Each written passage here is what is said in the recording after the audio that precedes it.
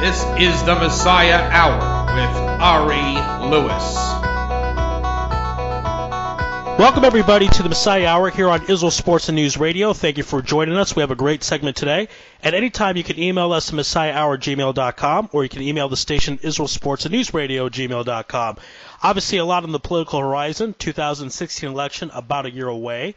And also, there's the Iran deal on everyone's minds as well. On the line to discuss this, Vice President of the Orthodox Union and worked for the great late Senator Daniel Moynihan of New York. Online, it's just a great pleasure to have him on the show, and he is lecturing in Israel. Back to the program. So let's first, before we get to Iran, let's talk about the latest with the presidential elections, because you have an interesting trend you've discussed. 1952, since that time, with the Republican Party and the Democratic Party, they have followed a certain pattern. Can you tell my audience about it? Well, since 1952, the Republicans have only once nominated a candidate who did not run before, and they've only once nominated a candidate who was not the front runner 2 years in advance. It's usually the same person. The party leadership coalesces early around someone who has proven themselves in a previous race. Reagan ran 3 times before he got the nomination. George Herbert Bush ran 3 times. McCain ran twice. Romney ran twice.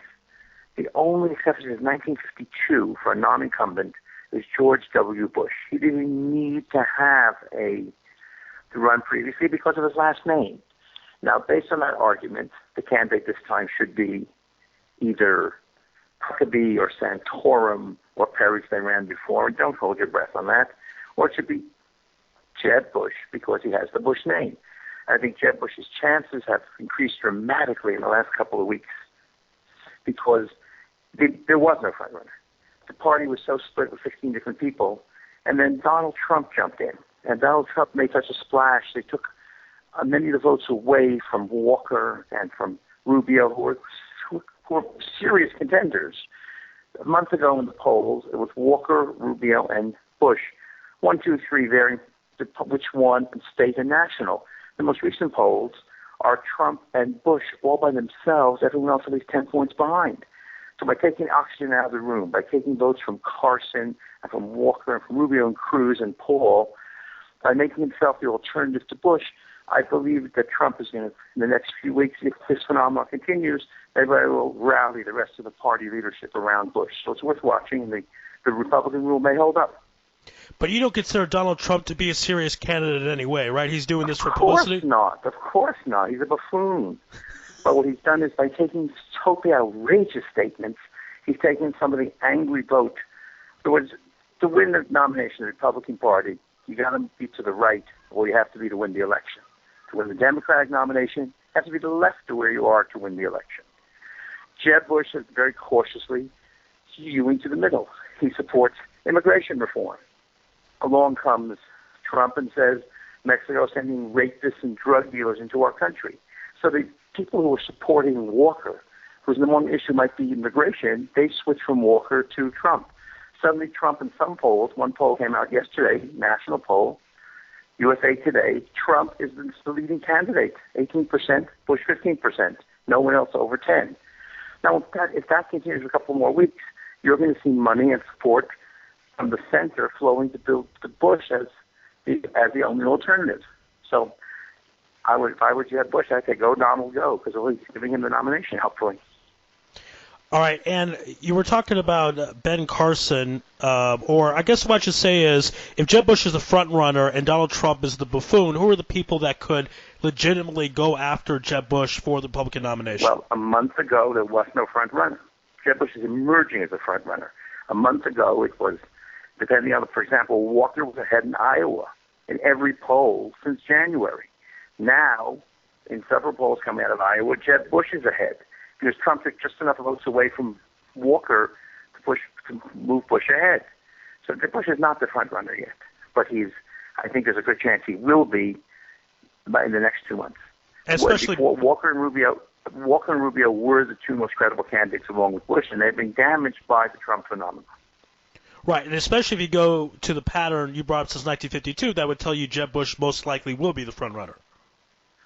I believe so. Okay. And I would say his chances went from 60% 3 months ago to about 75% today. Now the Democratic side is moving the other direction. The Democratic phenomenon is that the Democrats devour the front runner. They don't give you a second chance for the nomination. And if you're ahead, you can ask Gary Hart or Stuart Symington or Ed Muskie or Hillary Clinton.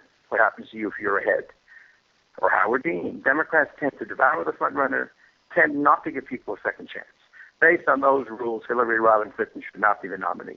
The Democrats had only once, since 1952, nominated the person who was ahead 2 years in advance in the polls, and that person was a former Vice President, Walter Mondale. However, Hillary Clinton, having learned her lesson last time, having been ambushed from the left by Obama on the war issue, and remember, Clinton won the primaries. 39 states have primaries. She averaged 52% of the delegates in the primaries. But 7 states, District of Columbia, have caucuses. In the caucus, you come, you sit for 3 hours, you argue. The activists come to the fringe of the party dominates the caucuses. And in the caucus states, Obama won 62% of the delegates, or really wins the nomination. This wasn't going to happen this time. She moved a little bit to the left, but not too badly. She felt to cost the election. And now we have I thought she had 85% 3 months ago. We'd have a second exception. But keep an eye on the Bernard Sanders phenomenon and remember 1968. Bernard Sanders is drawing giant crowds on college campuses like Eugene McCarthy did. Bernard Sanders is open, no bones about it, Jewish socialist from Brooklyn, the only socialist in the U.S. Senate in history. Bernard Sanders is running 30% in some polls right now. In the USA Today poll, he's only a few points behind where Barack Obama was 8 years ago. He can never win the nomination. What he can do is weaken Hillary Clinton, like Eugene McCarthy, weaken Lyndon Johnson. Should she do that? Should for some reason he do better than expected, i.e. 40% or more, in Iowa, he should pull off an Obama and win Iowa, all bets are off. In New Hampshire, the first primaries in the state next to his state, every chance to believe he will do very well there. Can he win? Probably not. But if he weakens, if New Hampshire is his Wisconsin, go back to 1968, you could have Hillary Clinton either one, pull out, unlikely, but more likely you could have someone else jump in. And there is a fellow sitting in the vice president's office who's run for president several times and would very much like to run again. And he has not endorsed yet in this race, and I would keep an eye on that. Right now, I'd say she's still the overwhelming nominee, overwhelming favorite nomination. But keep an eye on the Sanders phenomenon. It could loosen things up, and it could just possibly lead to a Biden movement. Wow, so you could see Biden making a play in the 2016 election. As strange as it seems, there has very quietly, just this past month, a draft Joe committee was officially approved. He did not disown it. He did not ask it not to do its work. They are meeting. They have chapters in several states. It's not only not a certainty. It's unlikely. It's as unlikely as Robert Kennedy jumping in 1968.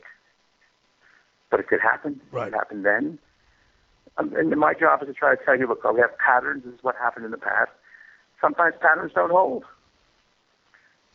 Now, it is a very interesting pattern that you brought up. I'm curious always, because the first time I heard you say this was back in 2008 when you spoke at the OU Center. I want to know, why do you think that is? Why would the Republicans want the front runner, and why do the Democrats usually go for an underdog? The Democrats, Will Rogers once said, I'm not a member of an organized political party. I am a Democrat. Right. Democrats, by definition, remember, there's something called legislative cohesion. The percentage of time you vote for members of your party against members of the other party.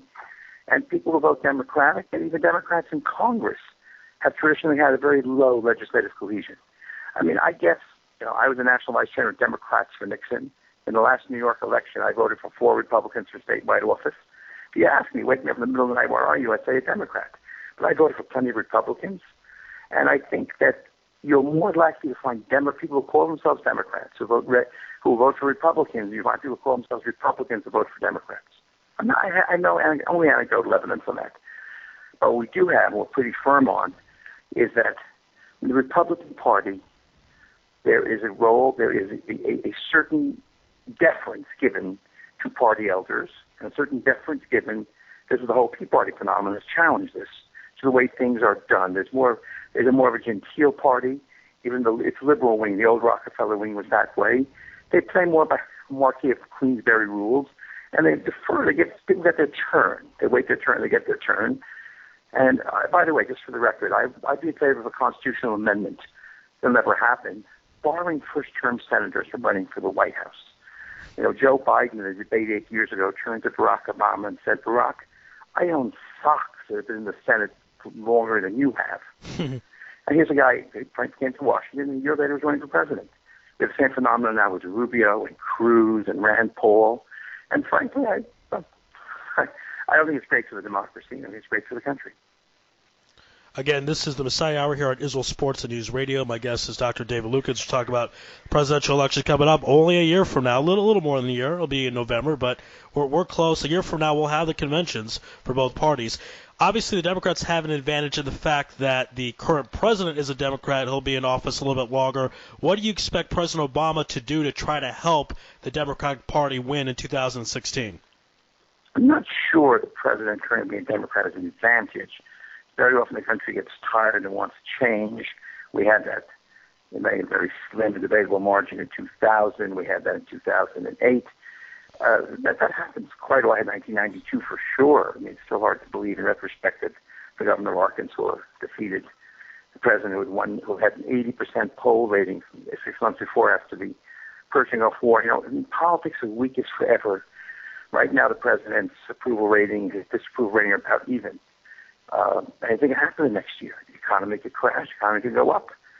The deal in Iran could turn out to be brilliant or it could turn out to be a catastrophe. And so I think that it'd be folly to say, let's just put it this way. If the candidate is Hillary Clinton, again, the Derek Tevez will be, then she is going to probably subtly remind people that she ran against Obama 8 years ago.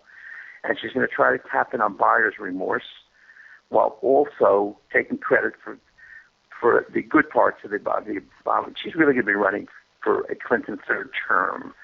There's polls show that her husband remains the most popular politician in America today, living politician. There's a nostalgia for him. There's very little nostalgia for George W. Bush's presidency, and she's going to play that. If it's Jeb Bush against Hillary Clinton, you're going to have this Bush-Clinton redux race. When were you better off? When was the economy better off? When was American foreign policy better off? When was the country better off under Bush or under Clinton? It's going to be a really weird election. An election for history freaks.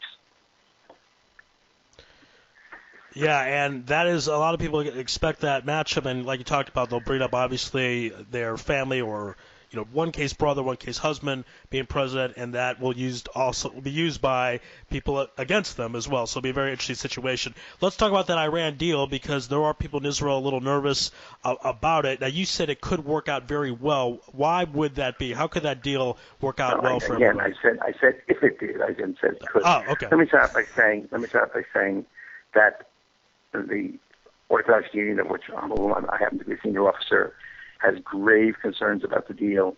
The organized Jewish community in America has grave concerns. I would just make one point, and I hope I'm not offending anyone. I probably will. I think we have to take 1 minute out and express our unbridled hakarat tov towards the United States of America, towards the last two presidents of the United States, because Iran was hell-bent on getting a nuclear weapon by the year 2004. And it was George Bush, to his credit, who started the sanctions, who started the cycle warfare, and it was Barack Obama, to his credit, who doubled and tripled the pressure. Barack Obama, to his credit, who went to the United Nations, who went to the Europeans. And to remember something, I was at a briefing of the White House, Chief of Staff of the White House, told us, it wasn't off the record, I can repeat it. He said, you got to understand these negotiations. The Germans, the Chinese, and the Russians, the French and the British are holishing, he didn't say holishing, are holishing to sell stuff to Iran. They want the money unfrozen. They want Iran to be able to start buying their arms and buy their materials and buy their stuff from them. The United States was not a negotiation of all the allies picking on poor little Iran. This was the United States trying to get the best deal it could with its allies, in some cases, pushing, especially China and Russia, pushing like crazy to get these to open the markets. And remember, we got to this point because of overt sanctions and covert activities, to which a small friendly country in the Middle East deserves a lot of credit, but we're not going to say who they are because it's a dumb thing to do. And there were assassinations. They were phony companies, and this Obama deserves credit. His administration did this. Set up phony companies all over the world to violate the sanctions and to sell stuff to Iran. And the stuff was sabotaged.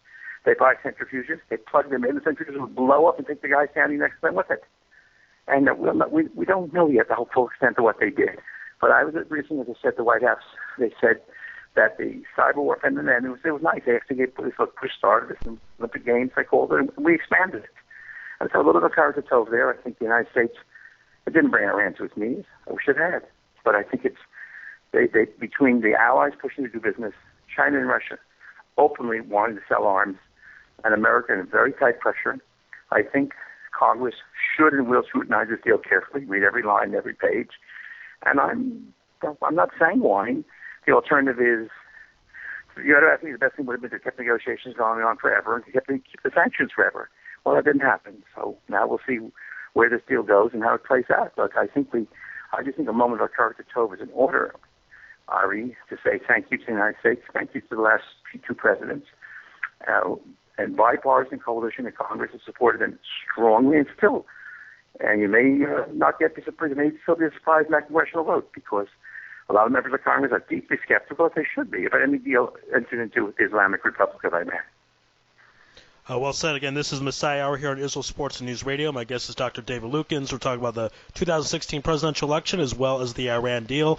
Now, Dr. Luchins, I know that you're in town. You have the annual trip to Israel. You're going to be lecturing in a few places. Tell everyone where they can hear you speak more. Well, I'm speaking at the Israel Center of the Orthodox Union on the night of the 19th about crisis in American-Israeli relations. Is it contrived or convenient? And I'm also speaking in the Israel Center about elections 2016, what's good for the Jews. And I'm walking across the room to the refrigerator and I went to the pharmacy to tell you the date that is. That's on Tuesday night, the 4th of August. And more importantly, I'd like to say, if I can give a plug, I do keynote at the Israel Center, a wide keynote, every Tisha B'Av morning, Shachar at 8:30. And I do at Eish Torah, I do a lot of speeches at Eish Torah. You can just call them. I'm speaking there next Sunday and Monday on political topics. I'm speaking at Tisha B'Av 6 o'clock. I do a lot of speaking here, and I hope I make some sense and add something to the value of the narrative here in this brave, wonderful country that we all love so much. All right, you certainly did. It certainly did on my program. I greatly appreciate it. Again, this has been the Messiah Hour here on Israel Sports News Radio. My guest has been Dr. David Luchins, Vice President of the Orthodox Union, and, of course, a big, big part of working with the late, great New York Senator Daniel Patrick Moynihan.